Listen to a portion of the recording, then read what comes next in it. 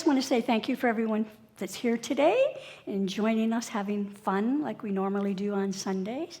And I'm pleased to share with you my ideas and thoughts and curiosities. And I'm looking forward to having some feedback and seeing what these things are like for you in your life. I've got stories. I like stories, so I've got stories to share with you. So the title of my talk today is called Coloring Outside the Lines, the Art of Self-Love. Now, those are big topics, art and self-love. So I've kind of made it into a bigger topic and called it creativity. And a definition of creativity is that it is a sacred expression of spirit moving through us.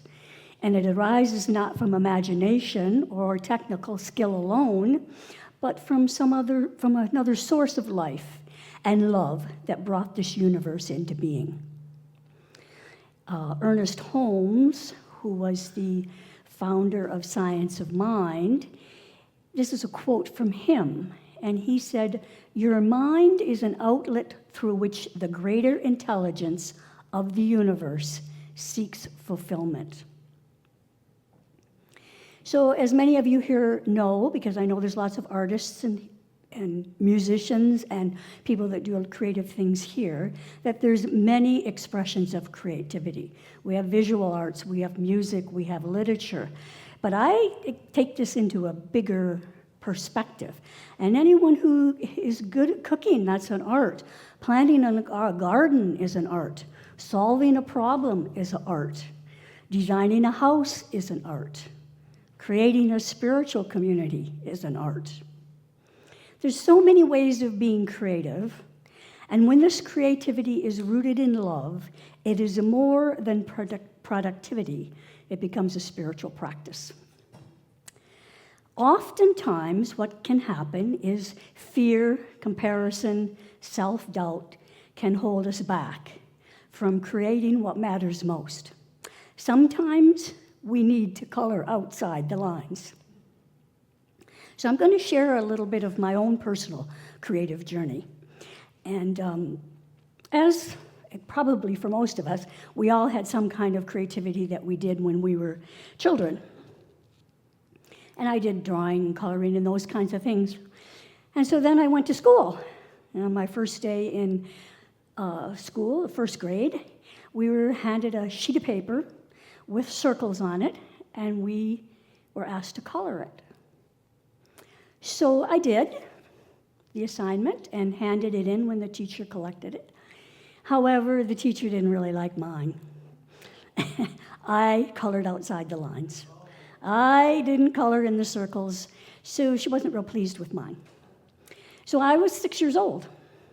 This left a little bit of a shadow over how I saw my creative soul. I didn't let it stop me or not do art or creative things, but there was always a little bit of that doubt and that self-doubt and that comparison going on there.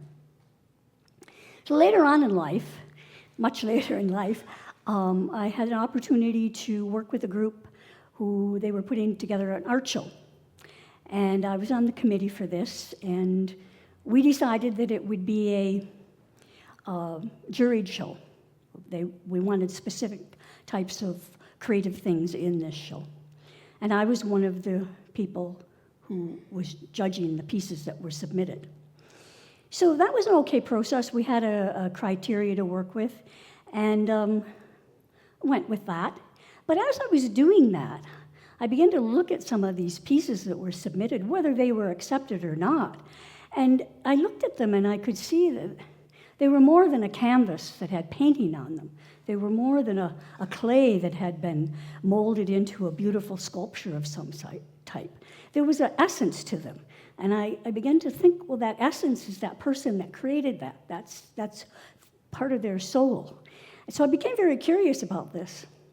And I spent a lot of time exploring this, reading about it, discovering other artists in art history who had experienced and explored the idea of spirituality and creativity. that's a kind of an ongoing journey for me. It hasn't really ended. I still continue to do that. But then for me, later on, after that a little bit, I was doing a drawing class. And we were given the assignment of drawing a bicycle. So the instructor gave us a big sheet of newsprint drawing paper, a big 14 inches by 22 inches, and we were assigned to draw this bicycle. So I took my paper home and found a picture of a bicycle, and I drew my bicycle. And I erased it a few times and redrew it and fixed it up, and finally it was acceptable. I liked it, except for the front tire. The front wheel was just a little bit off, just a little bit wonky. If you looked at it and you thought, if I ride this bike, it's going to go blup, blup, blup down the street, if you could ride it at all. So I didn't change it, though. I left it. And I took it to class. And the next week, when the instructor was going around the classroom looking at the artwork, he was making comments and that. And he came to mine. And I didn't say anything for a second or two. And then I mentioned to him about the wheel being a bit off. And he looked at me and he said, well, I didn't think that at all. He said, I think it's very whimsical. And I thought, wow, this instructor, this art instructor, he sees my soul. Because I'm a whimsical person. I have a very whimsical personality, and it shows up in no matter what kind of art I do.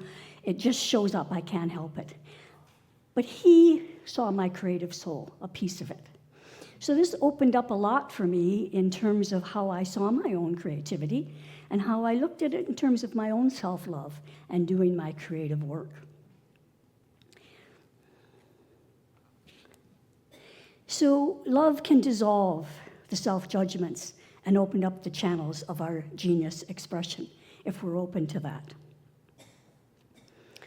So I have another story to tell you now about the art of self-love. And this is a story about a woman. Her name is Rita Lloyd, and she lives in the US in the state of Missouri.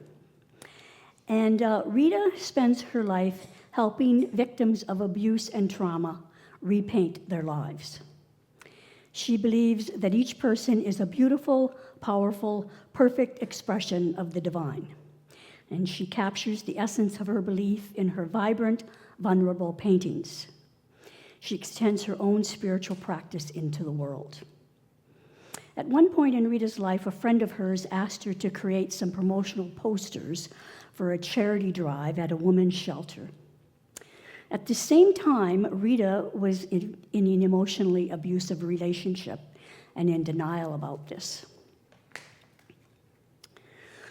But eventually, Rita began to look at her own life, and she looked inward, and she realized that it was her own lack of self-love that was allowing her to stay in this relationship. So it took her 9 years to eventually leave the relationship. And during that time, she developed chronic fatigue syndrome. But she chose to take her art and use her art to create a way to lift her spirits.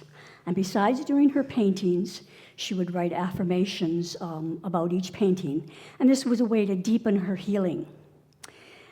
The painting became an outlet for her to express what her heart wanted to say. Her creativity and her self-love saved her, healed her chronic fatigue, and helped her actually find another relationship. So Rita's own journey into her emotional and physical healing has made a difference for the recovery of others. This is the part I really, really like about her story the best. After this, she started doing line art drawings for a therapist at a women's support and community service organization. And this became a stepping stone for Rita into art therapy of clients who suffered from abuse. Rita's art served her so much, and she gained so much momentum and love of doing this and sharing this, that she decided to share her drawing with other nonprofit centers that worked with cases of domestic violence, rape crises, eating disorders, and drug treatments. a total of 250 centers. Her art has been featured on covers of about 100 magazines across the world. Pretty phenomenal how the art healed her life and how she's taken that out into the world. So back to my original statement, creativity is a sacred expression of spirit moving through us. It arises from imagination or technical skill alone, but from the same source of life and love that brought this universe into being. Rita says that the point of self-love is to not become selfish, but to heal from the inside out, and to let the part of us that was once shut down to open. And by doing this, we have more to give life and others, not less. So I'll leave you with this thought. Self-love is not selfish. It is inner peace at practice. And don't let anyone rob you of your imagination, your creativity, or your curiosity. Do all you can with it and color outside the lines. Thank you.